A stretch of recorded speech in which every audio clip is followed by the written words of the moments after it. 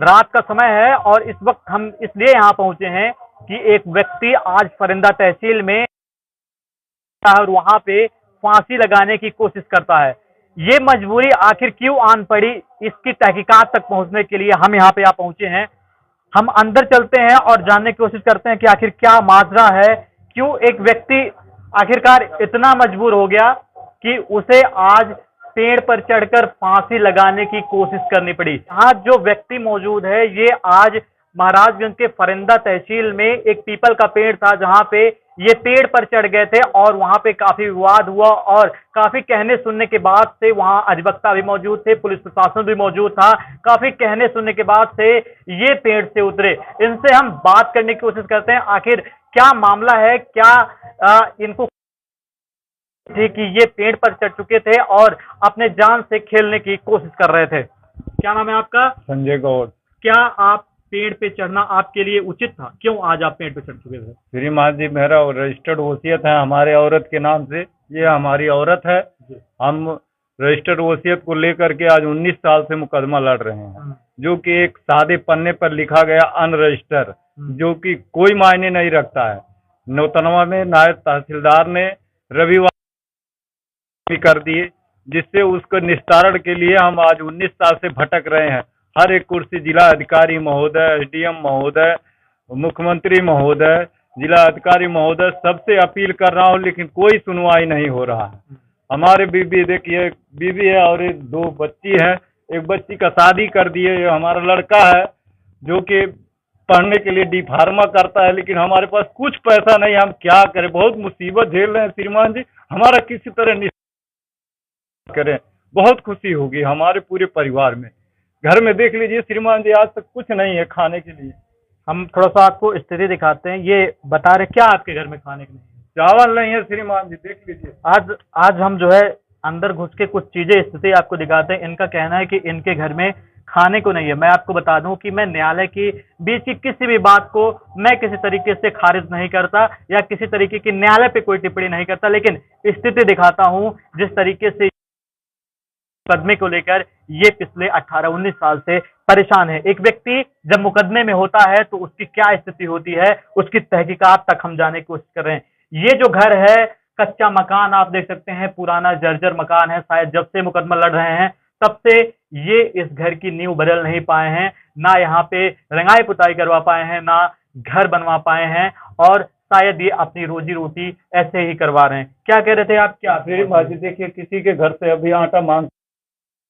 अच्छा, हमारे पास कुछ नहीं है। चावल गेहूं आया है दूसरे के घर से, देख लीजिए, इतना दिए हैं। कैमरा पर्सन में मैं कोशिश करूंगा कि जरा दिखाने की कोशिश करिए। देख लीजिए श्रीमान, ये है दूसरे के घर से आया गेहूं, तो हम खाएंगे पिएंगे। अभी उतना आटा मांग के लाए हैं। हमारे पास कुछ ये नहीं है, क्या करें। सारा बिखे गहना, औरत के अपने बिखे गहना सब गिरो रख दिए हैं श्रीमान जी। क्या करें, बहुत मुसीबत झेल रहे हैं। हमारा कुछ सुनवाई नहीं हो रहा है। ये कि क्या पेड़ पे चढ़ जाना, वहां फांसी लगा लेना, अगर आप वहां से गिर जाते, आपको कुछ हो जाता, तो इन आपके बच्चों का क्या होता? हमारे बच्चे भीख मांगते मर जाते। अब क्या करें, मुसीबत में कोई साथ नहीं देने वाला है। हर एक कुर्सी खटखटा डाले, हर एक दरवाजा खटखटा डाले। आखिर आप कहाँ गए थे? आप क्या नाम है आपका? आखिर क्या मामला? आपके पति आज पेड़ पे चढ़ गए थे, क्या बात है? आप अगर आप तो फिर क्या होता? का होता? भीख मांगती है और क्या करती, खाती पीती है, कहाँ कहाँ जाती है। जो लड़के रहा है, लड़की दूसरी बाटी कैसे शादी ब्याह करती। आप इनको समझाइए आखिर ऐसा इन्होंने क्यों किया, क्या बात है? इतना दिन से मुकदमा लड़त आते हैं, क्या करना था, परेशान हो गई। क्या चाहते हैं? फाइनल करा दी चाहिए और क्या। हाँ, तो मुकदमा तो पेंडिंग है, चल ही रहा। हाँ, बहुत दिन से चला। न्यायिक व्यवस्था इतनी तेज नहीं होती। बहुत दिन से चला था, एकदम परेशान हो गए। तू खवाइए बाट कहाँ से आई। हाँ, तो क्या कहेंगे आप? हम यही चाह रहे हैं श्रीमान जी, हमारा किसी तरह निस्तारण हो जाए। हाँ, हमारा रजिस्टर्ड वसीयत है, तहसील में जाके लिखा हमारे गया। कोई नहीं है, सिर्फ 2 बहन है। हाँ, हमारे न भाई है न कुछ, कोई भी नहीं है हमारा। वैसा लड़ रहा है। जिनके भाई चचेरे जो रामविलास हैं, उनके पास कोई कागजात नहीं है और वो अनायास बार बार टीए कर रहे हैं, इधर से उधर फाइल ट्रांसफर करवा रहे हैं, टीए कर करके हमको परेशान कर रहे हैं। हम चाह रहे हैं श्रीमान जी हमारा किसी तरह निस्तारण कर दे, उसको जांच। मामला आपका कहाँ है? COR के यहाँ है श्रीमान जी, COR के यहाँ। जी, फरिंदा COR। आप ये भी बता रहे हैं कि आप DM के यहाँ? जी श्रीमान जी, DM यहाँ गए थे, वहाँ भी बैठक किए, लेकिन श्रीमान जी ने कुछ उपदेश दिए। SOC साहब का पेशकार ने हमको बुलाए, फिर वही हाल कर दिए, कहे आइए निस्तारण हो जाएगा, फिर भी नहीं सुनवाई हुआ और CO चैम्बर में गए। दरअसल न्यायिक जांच की इसकी कुछ प्रक्रिया होती है, आपके वकील होंगे, विपक्षी पार्टी के भी वकील होंगे, लेकिन कहाँ तक ये सही है कि पेड़ पे चढ़ जाना? और श्रीमान जी पेड़ पे चढ़ना ये था कि SOC साहब जो अगर हम नहीं चढ़ते, लेकिन हमको डांट फटकार लगा करके भेज दिए, इसलिए खुद खुशी करने जा रहे थे। जी श्रीमान जी, दरअसल हमारी ये गुहार है कि इस तरीके के कृत्य करने से आप बचिए, क्योंकि जान सबसे महत्वपूर्ण है। इस तरीके के न्यायिक मामले जो है वो भारत में कई जगहों पे पेंडिंग है और एक बड़े स्तर पर कहीं ना कहीं न्यायिक व्यवस्था को सुधारने की जरूरत जरूर है।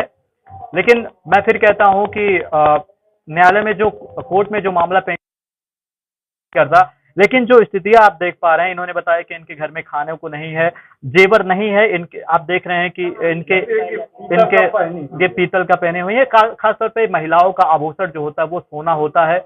और स्थिति कभी कभार ये आ जाती है कि अपने न्याय के लिए व्यक्ति फीस देने के लिए या यहाँ से ट्रांसपोर्टेशन के लिए या न्यायिक व्यवस्था में देरी की वजह से अपने घर की चीजों को गिरवी रखता है। कमाने के लिए व्यक्ति अकेला है कि इनके जो लड़के हैं वो डी फार्मा कर रहे थे, उनको बीच में छोड़ देना पड़ा। इनसे हम बात करते हैं। क्या नाम है आपका? विशाल। क्या ये सही है कि आप डी फार्मा कर रहे थे और आपको एक्चुअली लिखाए थे नहीं, लिखवाने वाले थे। आपके पिताजी बता रहे हैं कि आप डी फार्मा? हाँ, तो पैसे की दिक्कत थी, पैसे की दिक्कत नहीं लिखवा पाए हम। और गए एडमिशन के लिए तो बोले पहले 40,000 लगेगा तभी तो एडमिशन हो पाएगा। क्यों नहीं कर पा रहे? क्या आपके पिताजी आपको पढ़ाना नहीं चाहते? नहीं, पढ़ाना चाह रहे हैं, जब पैसा रहेगा तब तो पढ़ाएंगे, पैसा ही नहीं कहाँ।